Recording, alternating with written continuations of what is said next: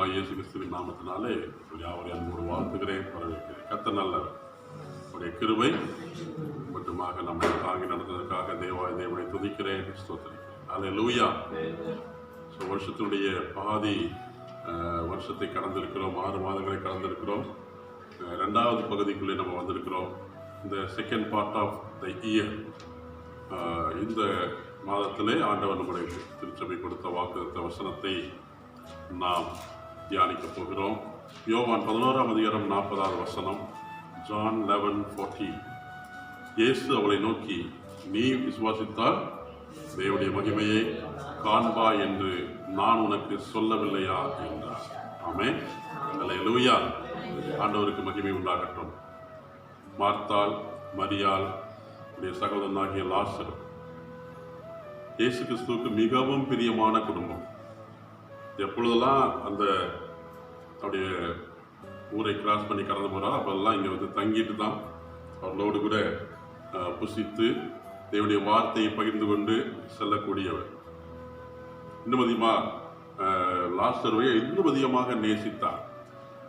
லாசரை மரித்து போய்விட்டார். இந்த செய்தி இயேசுவுக்கு அறிவிக்கப்பட்டது. உடனே அவர் கிளம்பல. ஒரு மரித்த செய்தி சொல்லப்படுதுன்னு சொன்னால் உடனே புறப்பட்டு நம்ம கடந்து சென்று உள்ள காரியங்களை பார்ப்பதற்கு கடந்து செல்வோம். ஆனால் இயேசு கடந்து வரவில்லை.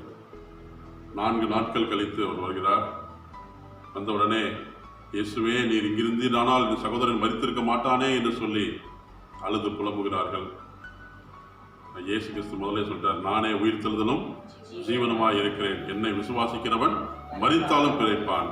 உயிரோடு இருந்து என்னை விசுவாசிக்கிறவனும் என்றென்றைக்கும் மறியாமலும் இருப்பான். இதை நீ விசுவாசிக்கிறாயா? அல்லேலூயா. ஆமாண்டவரை நான் விசுவாசிக்கிறேன் என்று சொல்லி அவன் சொன்னாலும் தொடர்ந்து அவர்கள் கல்லறைக்கு நேராக கடந்து செல்கிறார்கள். கல்லறைக்கு போகிற வேளையில இயேசு இந்த கல்லறையை பார்க்க சூழ்நிலையில அவர் கண்ணீர் ஒடித்தார். கல்லறைக்கு முன்பாக வைத்திருக்கிற கல்லை பார்த்து இந்த கல்லை எடுத்து போடுங்கள் என்று சொன்னார். அப்பொழுது அவருடைய சகோதரி சொல்றார், ஆண்டவரே, இப்பொழுது நாருமே 4 நாள் ஆயிற்றே என்று சொல்லி. இயேசு முதல்ல சொல்றாரு, என்னை விசுவாசிக்கிறவன் மரித்தாலும் பிழைப்பான். இப்ப ஆண்டவர் ஒரு அற்புதத்தை செய்ய போறாரு.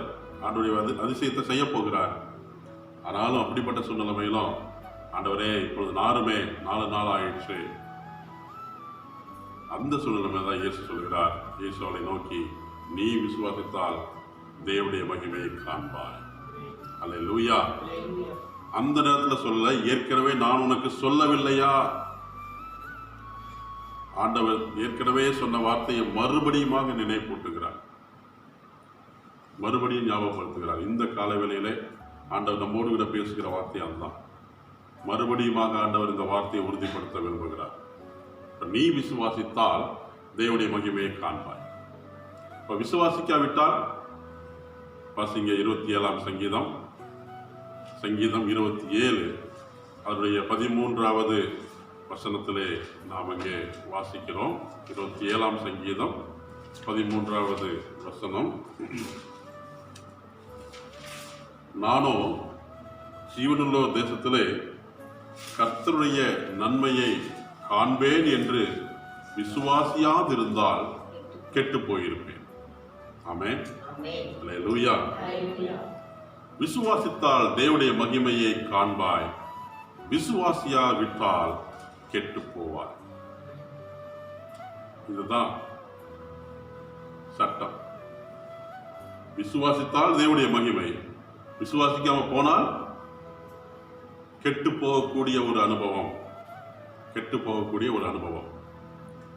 இதை குறித்து நாம் பார்க்கும் பொழுது, வேதத்திலே நாம் பார்க்கும் பொழுது, விசுவாசத்தை விட்டு விலகக்கூடிய சூழ்நிலைமைகள் எப்படி, விசுவாசிக்கிறோம் என்று சொல்லிக்கொண்டு விசுவாசத்தை விட்டு விலகக்கூடிய ஒரு சூழ்நிலைமை எப்படி வருகிறது என்பதை குறித்து பவுல் தன்னுடைய நிருபத்திலே சொல்லுகிறார். 1 தீமோத்தேயு 6ஆம் அதிகாரம் 1 தீமோத்தேயு 6ஆம் அதிகாரம் அவருடைய 10வது வசனத்தை நாம் வாசிக்கும் பொழுது 1 தீமோத்தேயு 6ஆம் அதிகாரம் 10வது வசனத்துல என்ன சொல்லப்படுது?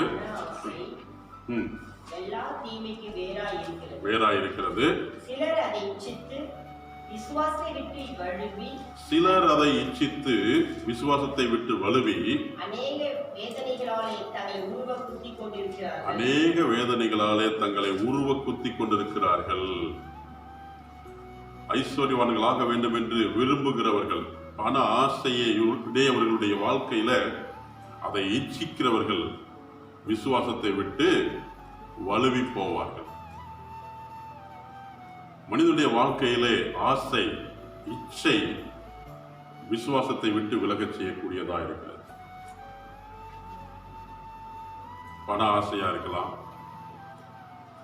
பொருளாசையா இருக்கக்கூடிய சூழ்நிலைமையா இருக்கலாம். ஐஸ்வர்யவானாக வேண்டும் என்று விரும்புகிறவர்கள், அதிலே 9ஆம் வசனத்தில் சொல்லப்படுது, ஐஸ்வர்யவான்களாக வேண்டும் என்று விரும்புகிறவர்கள் சோதனையிலும் கண்ணியிலும் மனுஷரை கேட்டிலும் அழிவிலும் அமிழ்த்துகிற மதுகேடும் சேதமான பலவித இச்சைகளிலும் விழுகிறார்கள்.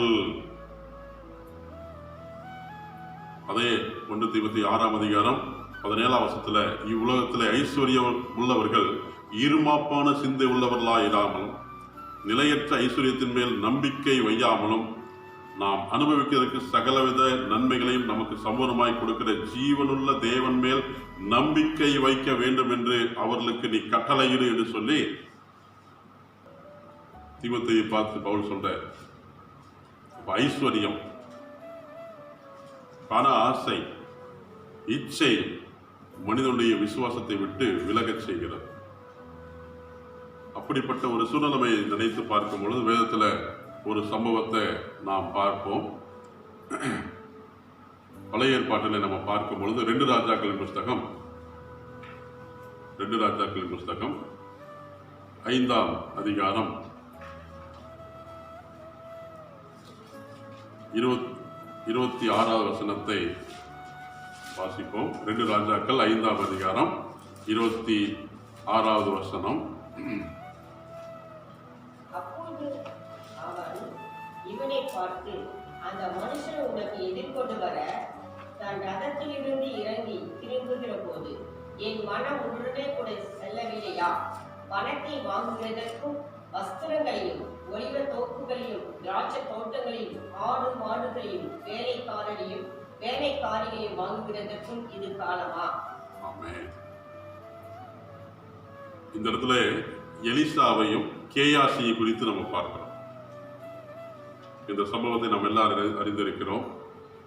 எலிசா தீர்க்கதரிசி, தேவனுடைய ஊழியத்தை செய்கிற ஒரு ஊழியக்காரர். அவரை குறித்து நல்ல ஒரு செய்தி, ஒரு அடிமை பெண் மூலமாக சீரிய படை தலைவனுடைய வியாதிக்கு ஒரு பரிகாரம் என்று சொல்லி சொல்லப்பட்டது. அதாவது சீரிய தலைவர் நாகமான் குஷ்டரோகம் உள்ளவனாய் காணப்பட்டான். அவனுடைய மனைவிக்கு பணிவிடை செய்யக்கூடிய ஒரு அடிமை பெண் தன்னுடைய எஜமாட்டியை பார்த்து, என் ஆண்டவன் சமாரியாவில் இருக்கிற தீர்க்கதரிசனத்திலே போவாரானால் நலமாயிருக்கும், அவர் இவருடைய குஷ்டரோகத்தை நீக்கிவிடுவார். அப்ப தன்னுடைய அடிமை பெண் இந்த வார்த்தையை சொல்றாளே என்று சொல்லி அதை அலட்சியப்படுத்தாம அப்படியே போய் தன்னுடைய ஆண்டவனிடத்திலே அறிவித்தான். அப்படியே அந்த சீரியாவுடைய வார்த்தை அந்த ராஜாவிடத்துல போய் சொல்லும் பொழுது, நல்லது, நீ போகலாம் என்று சொல்லி அந்த ராஜாவும் அதற்கு பர்மிஷன் கொடுக்கிறார். இந்த மனுஷன் அந்த சிறு பெண்ணுடைய அந்த வார்த்தையை கேட்டு அதை நம்பி விசுவாசித்து கடந்து சென்றான். தீர்க்கதரிசி போய் பார்த்தான். பார்த்து தீர்க்கதரிசி சொல்றாரு, நீ போய் என்ன பண்ணு, யோர்தான்ல போய் 7 தரம் முழுகி 7 தரம் ஸ்நானம் பண்ணு, அப்பொழுது உன் மாம்சம் மாறி நீ சுத்தமாவா என்று சொல்லி சொன்னான்.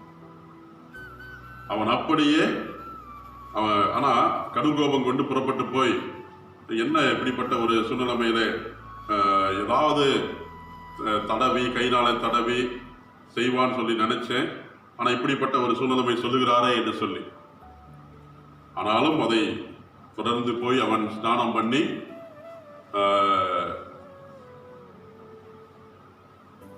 பண்ண வேண்டும் என்று சொல்லுகிற ஒரு காரியத்தை குறித்து அங்கே பார்க்கும்போது 13ஆம் வசனத்தில் பாருங்க, தகப்பனே, அந்த தீர்க்கதரிசி ஒரு பெரிய காரியத்தை செய்ய உமக்கு சொல்லி இருந்தால் அதை நீ செய்வீர் அல்லவா? ஸ்நானம் பண்ணும், அப்பொழுது சுத்தமாவீர் என்று அவர் உம்மோடை சொல்லும் போது அதை செய்ய வேண்டியது எத்தனை அதிகம் என்று சொன்னார்கள். அப்பொழுது அவன் இறங்கி தேவனுடைய மனுஷனுடைய வார்த்தையின்படியே யோர்தானிலே 7 தரம் முழுகின பொழுது அவன் மாம்சம் ஒரு சிறு பிள்ளையின் மாம்சத்தை போல மாறி அவன் சுத்தமானான். அல்லேலூயா. விசுவாசித்தால் அற்புதம் நடக்கும். தேவனுடைய மகிமையை பார்க்க முடியும். தேவனுடைய மகிமையை பார்க்க முடியும். இது ஒரு பக்கம். நாகமானுடைய விசுவாசம். அவன் அற்புதத்தை பெற்றுக்கொண்டு அந்த அற்புதத்தை பெற்றுக்கொண்டேன்னு சொன்ன உடனே அந்த எலிசாவிடத்தில் வந்து அவன் காணிக்கைகளை கொடுக்கும்படியாக அவன் கடந்து வருகிறான். எலிசா வந்து அதெல்லாம் வேண்டாம், இதெல்லாம் எதுவுமே வேண்டாம் என்று சொல்லி அவரை திரும்ப அனுப்பி விடுகிறான். இந்த காரியம் எனக்கு தேவையில்லை என்று சொல்லி அதற்கு அவன் சமாதானத்திலே போ என்று சொல்லும் பொழுது அந்த நேரத்தில் இந்த எலிசாவுடைய வேலைக்காரனாகிய கேயாசி 20ஆம் வசனத்துல தேவனுடைய மனுஷனாகிய எலிசாவின் வேலைக்காரன் கேயாசி என்பவன் அந்த சீரியனாகிய நாகமான் கொண்டு வந்ததை என் ஆண்டவன் அவன் கையிலே வாங்காமல் அவனை விட்டு விட்டாரே, நான் அவன் பிறகே ஓடி அவன் கையிலே ஏதாகிலும் வாங்குவேன் என்று கர்த்தருடைய ஜீவன் மேல் ஆணையிட்டு பாருங்க, ஆண்டுடைய நாமத்தை சொல்லிக்கொண்டு இன்னைக்கு அநேகர் இப்படிப்பட்ட வஞ்சிக்கக்கூடியவர்களாக ஏமாற்றுகிறவர்களாக அநேகர் எழும்பி இருக்கிறார்கள். எச்சரிக்கையா இருக்க வேண்டும். நாகமானை பின்தொடர்ந்தான். அவன் தன் பிறகே ஓடி வருகிறதை நாகமான் கண்டவனே சுக செய்தியா என்று கேட்டான். சுக செய்திதான். போய் சொல்றான் பாருங்க, என்னது? தீர்க்கதரிசியுடைய புத்திரர் 2 பேர் வந்திருக்கிறாங்க, அவங்களுக்கு ஒரு தாளந்து வெள்ளியும் 2 மாற்று வசனங்களை கொடுக்கணும் என்று சொல்லி எஜமான் என்னை அனுப்பினார். இன்றைக்கு எஜமானாகி ஆண்டவர் என்னை அனுப்பினார் என்று சொல்லி ஆண்டோடைய பெயரை சொல்லிக்கொண்டு இயேசு கிறிஸ்துடைய நாமத்தை சொல்லிக்கொண்டு அநேகர் வஞ்சித்துக் கொண்டிருக்கக்கூடிய இப்படிப்பட்ட கேயாசிகள் அநேகர் உண்டு. மிகவும் மிகவும் எச்சரிக்கையா இருக்க வேண்டும். மிகவும் எச்சரிக்கையா இருக்க வேண்டும். இந்த கேயாசியினுடைய சூழ்நிலை என்ன அப்படின்னா, அவனுக்குள்ள ஒரு பண ஆசை. ஆண்டவர் தன்னை இப்படிப்பட்ட ஒரு தீர்க்கதரிசியினுடைய ஒரு உடன் ஊழியராக வைத்திருக்கக்கூடிய அந்த ஒரு மேன்மையை அவன் மறந்து பண ஆசையினால அவன் தன்னுடைய விசுவாசத்தை விட்டு விலகி போகக்கூடிய ஒரு சூழ்நிலையை பார்க்கிறோம். அதை வாங்கி கொண்டு வர்றான். வாங்கி கொண்டு வந்த உடனே கொண்டு வந்து வீட்டில் வச்சுட்டு அவன் உள்ளே போகும் பொழுது 25ஆம் வசனம், அப்பொழுது அவன் உள்ளே போய் தன் எஜமான முன்பாக நின்றான். உடனே எஜமான் கேட்கிற, கேயாசியே எங்கே இருந்து வந்தா என்று எலிசா கேட்டதுக்கு அவன், உமது அடியான் எங்கும் போகவில்லை, இங்கே பொய். சரியா? ஒரு காரியத்தை ஏமாற்றுன்னு சொன்னா, ஒரு பொய் சொன்னா அவன் தொடர்ந்து நாங்கள் பொய் வந்து கொண்டே இருக்கும். ஒரு பொய்யை மறைக்கிறதுக்கு பல பொய்களை சொல்ல வேண்டிய சூழ்நிலைமை வரும். மறுபடியும் பொய் சொல்லுகிறான், நான் எங்கேயுமே போகல, இங்கேதான் இருக்கிறேன். தீர்க்கதரிசி கர்த்தர் வெளிப்படுத்திட்டார். அப்போது அவன் இவனை பார்த்து, அந்த மனுஷன் உனக்கு எதிர்கொண்டு வர தன் ரதத்தில் இறங்கி திரும்புகிற போது என் மனம் உன்னோட செல்லவில்லையா? உனக்குள்ள அப்படிப்பட்ட ஒரு இருதயம் இல்லையா? பணத்தை வாங்குகிறதற்கும் வஸ்திரங்களையும் ஒலிவத்தோப்புகளையும் திராட்சை தோட்டங்களையும் ஆடு மாடுகளையும் வேலைக்காரங்களையும் வாங்குகிறதற்கும் இதுவா காலம்? இது அப்படிப்பட்ட ஒரு காலமா? இது ஏமாற்றுகிற காலமா? இது கடைசி வசனம் பாருங்க, ஆகையால். ஓகே, அவன் விசுவாசத்தை விட்டு விலகினபடியால், பண ஆசையினாலே விசுவாசத்தை விட்டு விலகினபடினாலே என்ன நடந்தது? ஆகையால் நாகமானின் குஷ்டரோகம் உன்னையும் உன் சந்ததியாரையும் என்றைக்கும் பிடித்திருக்கும் என்றான். உடனே அவன் உறைந்த மலை நிறமான குஷ்டரோகியாகி அவன் சமூகத்தை விட்டு புறப்பட்டு போனான். விசுவாசத்தையே விட்டு விலகி போய்விட்டான். இன்னைக்கு நம்முடைய வாழ்க்கையிலும் ஆண்டவரை விசுவாசித்தால் நிச்சயமா அற்புதம் நடக்கும். உலகத்தை இச்சித்து, உலகத்தில் உள்ளவைகளை இச்சித்து அதன் மேலே நம்முடைய கண்கள் போய்விட்டது என்றால் நம்முடைய விசுவாசத்தை விட்டு விலகி போவோம். அப்பொழுது தேவனுடைய கோபாக்கினை கடந்து வரும். ஆகையினால இந்த கேயாசுடைய வாழ்க்கையில இப்படிப்பட்டதான ஒரு சூழ்நிலைமையை அவன் எதிர்பார்க்கவே இல்லை. அப்ப அந்த பணத்தை அவன் வாங்கி அவன் என்ன செய்யல, அதை அனுபவிக்க முடியல. ஓகே, ஏமாற்றி வருகிற எந்த ஒரு பொருளா இருந்தாலும் அது ஆசீர்வாதத்தை தரவே தராது. ஓகே, இப்ப எலிசாவின் வேலைக்காரன் கேயாசு விசுவாசத்தை விட்டு விலகி போனான், குஷ்டரோகத்தை பெற்றுக்கொண்டான்.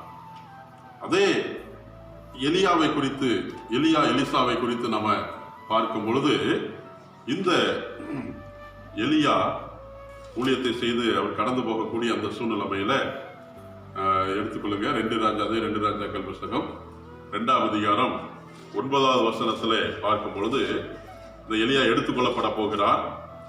அப்பொழுது அவருடைய வேலைக்காரனாகிய எலிசா என்ன கேட்கிறான் பாருங்க, நான் உன்னை விட்டு எடுத்துக்கொள்ளப்படும் முன்னே நான் உனக்கு செய்ய வேண்டியது என்ன என்று சொல்லி கேள் என்று சொல்லி எலியா கேட்டான். 2ஆம் அதிகாரம் 9வது வசனம்.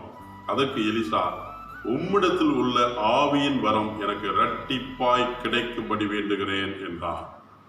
அல்லேலூயா.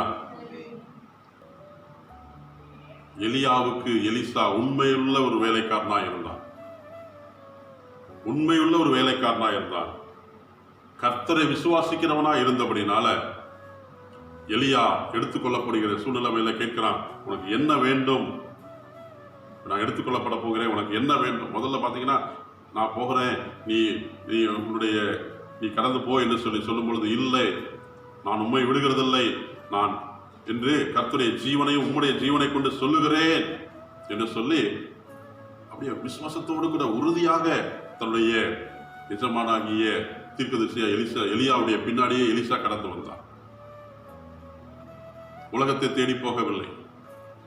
எலியா சொல்ற, நீ போ அப்படின்னா, இல்ல, நான் ஆண்டவரை விட்டு போக மாட்டேன், விசுவாசத்தை விட்டு விலகி போக மாட்டேன்.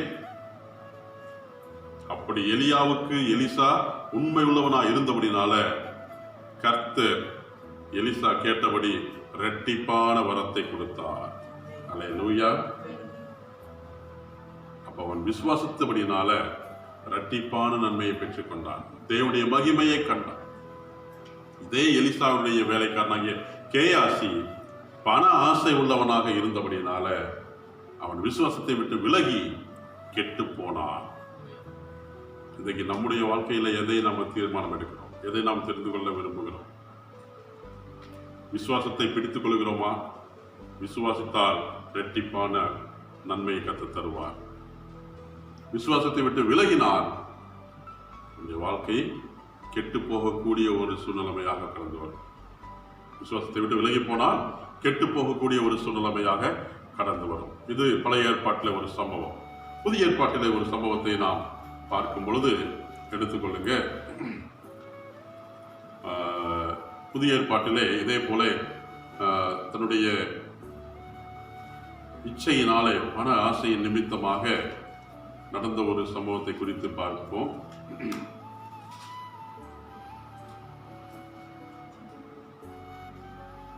லூக்கா எழுதின சுவிசேஷம் 22ஆம் அதிகாரம் 21வது 22வது வசனம். லூக்கா 22, 21, 22.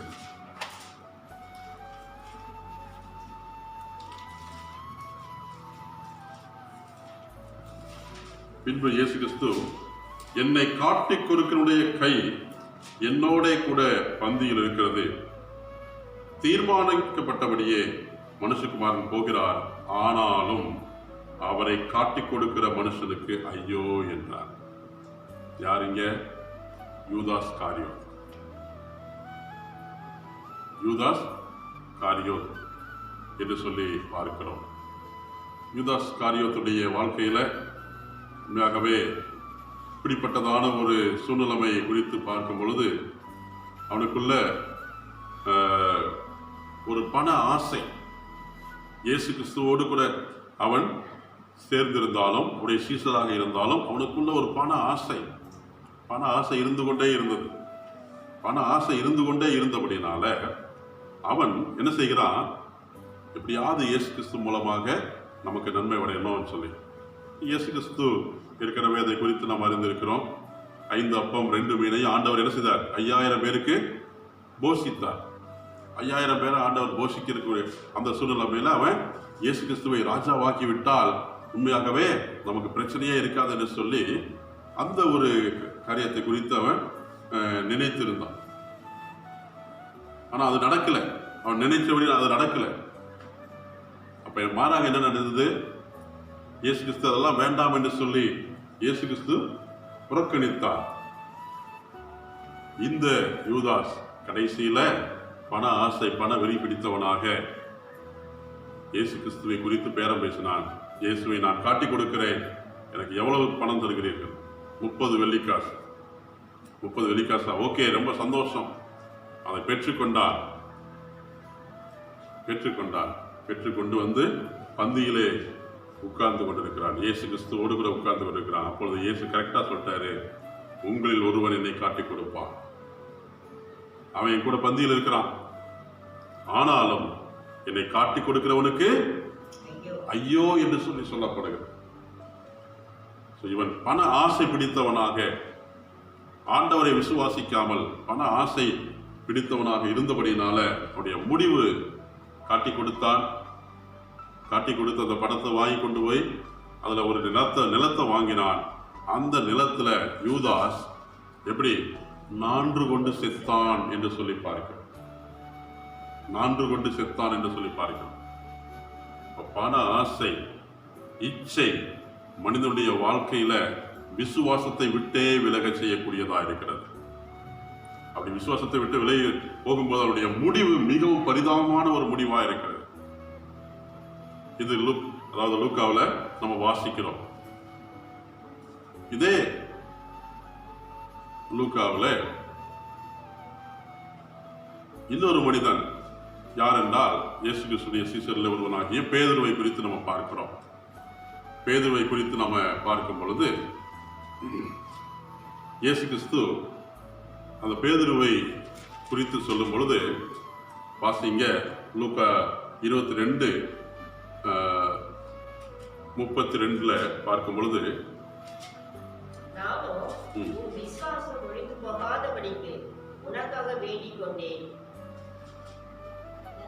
நீ குணப்பட்ட பின்பு உன் சகோதரரை ஸ்திரப்படுத்து என்றார். அல்லேலூயா. இயேசு கிறிஸ்து பேதுருவை பார்த்து சொல்றாரு, சீமோனே சீமோனே, இதோ கோதுமை சுலக்கினால் புடைக்கிறது போல சாத்தான் உன்னை புடைக்கிறதுக்கு உத்தரவு கேட்டுக்கொண்டேன். நானோ உன் விசுவாசம் ஒளிந்து போகாதபடிக்கு உனக்காக வேண்டிக் கொண்டேன்.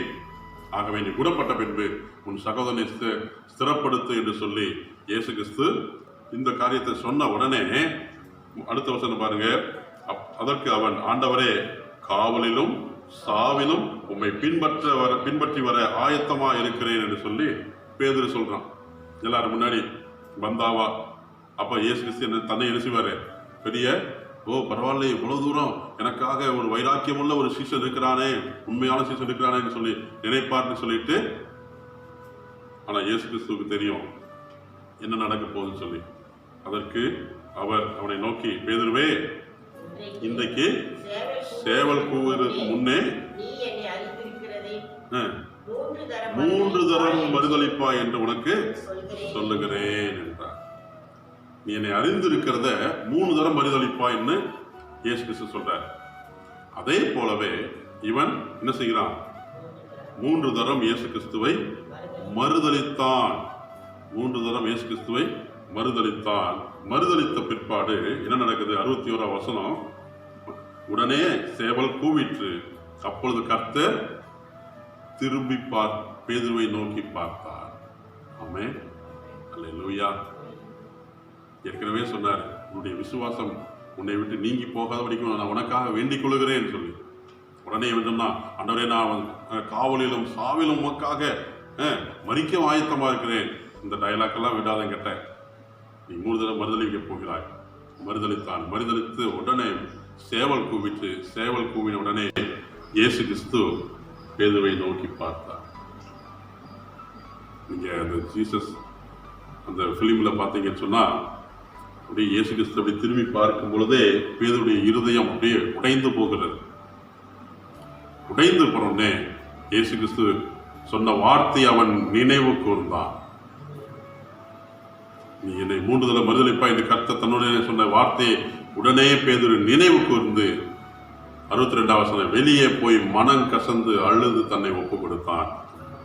ஆண்டவர் அந்த பேதுருவை வல்லமையாய் பயன்படுத்தினார். அல்லேலூயா. 2 பேருமே சீஷர்கள். ஒரு சீஷன் இயேசுவை காட்டி கொடுத்தான்.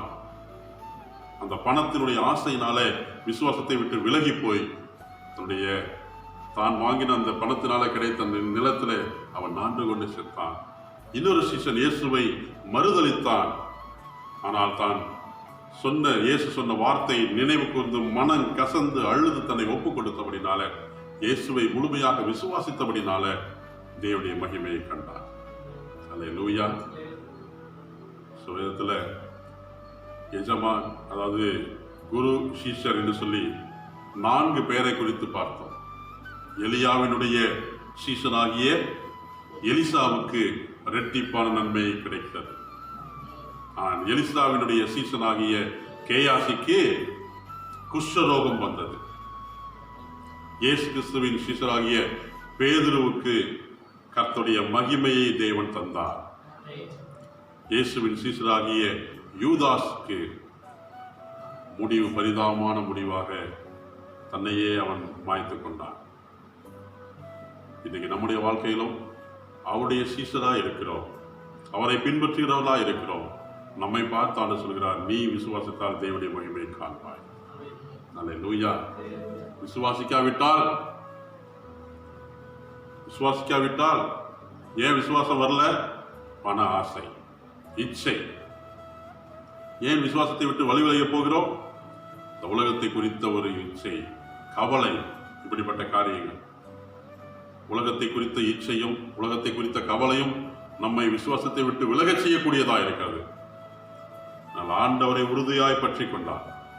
எலியாவே, நீர் எங்க போனாலும் நான் பின்னாடியே வர்றேன். எலிசா பின் சென்றான், இரட்டிப்பான நன்மையை பெற்றுக் கொண்டான். இயேசு கிறிஸ்துவை பார்த்து நம்மளும் சொன்ன, ஆண்டவரே, வாழ்வானாலும் சாவானாலும் மரணமானாலும் ஜீவனானாலும் நான் உம்மை விட்டு நான் பின்வாங்கி போக மாட்டேன், உங்களுடைய அன்புல விட்டு நான் பிரிந்து போக மாட்டேன். அந்த ஒரு வைராக்கியம், விசுவாசம் நமக்குள்ள இருந்தால் நிச்சயமா தேவனுடைய மகிமையை காண முடியும். அல்லேலூயா, அல்லேலூயா. அதனால நீ விசுவாசித்தால் தேவனுடைய மகிமையை காண்பாய். இன்னைக்கு எலிசா போல அப்படிப்பட்ட ஒரு சீஷராக நம்ம இருக்க விரும்புகிறோமா? அல்லது எலிசா கேயாசியை போல இருக்க விரும்புகிறோமா? இயேசு கிறிஸ்து பேதுருவை போல இருக்க விரும்புகிறோமா? அல்லது இயேசு கிறிஸ்து யூதாஸ் காரியத்தை போல இருக்கிறோமா? நம்மை நாமே ஆராய்ந்து பார்ப்போம். ஆண்டவரை நான் விசுவாசிக்கிறேன் சொல்லி விசுவாசத்தை விட்டு விலகி போகக்கூடிய ஒரு காலகட்டத்தில் நம்ம வாழ்ந்து கொண்டிருக்கிறோம். பிரியமானவர்களே, ஆண்டவர் நம்மை கண்ணோக்கி பார்க்கிறார். இயேசு பேதுருவை நோக்கி பார்த்தார். இன்னைக்கு நம்மளை நோக்கி பார்க்கிறார், நம்மை நோக்கி பார்க்கிறார். நம்முடைய விசுவாசம் எப்படிப்பட்டதா இருக்கிறது? விசுவாசத்துல உறுதியா இருக்கிறோமா? அல்லது உலகத்தை நம்பி போயிருக்கிறோமா? உலகத்தின் பின்னே போகிறவர்களுடைய வாழ்க்கையினுடைய முடிவு பரிதாபம். பணத்துக்கு பின்னேறி போன கேயாசுடைய முடிவு குஷ்டரோகம். பணத்துக்கு பின் போன யூதாசுடைய முடிவு மரணம். ஆனால் தேவனை பின்பற்றிய, தேவனை விசுவாசித்த எலிசாவுக்கு இரட்டிப்பான நன்மை. இயேசு கிறிஸ்துவை விசுவாசித்த பேதுருவுக்கு தேவனுடைய ஊழியக்காரன் என்கிற ஒரு மேன்மை, அப்போஸ்தலன் என்கிற ஒரு மேன்மை. இன்னைக்கு கர்த்தர் நம்மையும் அப்படிப்பட்ட அற்புதத்தினாலே நம்மை நிறைக்க தேவன் வல்லவராக இருக்கிறார். அல்லேலூயா, அல்லேலூயா. ஆகையால ஆண்டவருடைய வார்த்தை அப்படியே விசுவாசிப்போம். நிச்சயமாகவே கர்த்தர் தம்முடைய மகிமையை நமக்கு வெளிப்படுத்துவார். கர்த்தருடைய மகிமை நம்ம காணச் செய்வார். மார்த்தாள் மரியாள் விசுவாசிக்கிறேன் ஆண்டவரே என்று சொன்னார்கள். இயேசு அங்கே மரித்த லாசரு உயிரோடு எழுப்பினார். அவன் எழுப்பி வந்தான். சொல்றாரு, கட்டுகளை அவிழ்த்து விடுகிறேன் என்று சொல்லி. இன்றைக்கும் இந்த வாழ்க்கையில ஆண்டவர் அற்புதத்தை செய்யும் பொழுது ஒருவேளை ஒரு சில சூழ்நிலைமை கட்டப்பட்டிருக்கலாம். ஆனா அந்த கட்டுகளை கர்த்தர் அவிழ்த்து எல்லா விதமான கட்டுகளை அவிழ்த்து ஆண்டவர் நம்மை விடுதலையோடு கூட தேவனுக்கு மகிமை செலுத்த தேவன் நம்மை உயர்த்துகிறவராக இருக்கிறார். ஆமென். அல்லேலூயா. இந்த வார்த்தைகளை ஒப்புக் கொடுத்து ஆண்டவரை நோக்கி நம்ம ஜெபிப்போம். கர்த்தர் உங்களை மென்மேலும் ஆசீர்வதித்து உங்களை நம்முடைய மகிமையை காணச் செய்வார் என்று சொல்லி பிதாகுமாரன் பரிசுத்தாவின் நாமத்தினாலே உங்களை வாழ்த்துகிறேன், ஆசீர்வதிக்கிறேன். ஆமென்.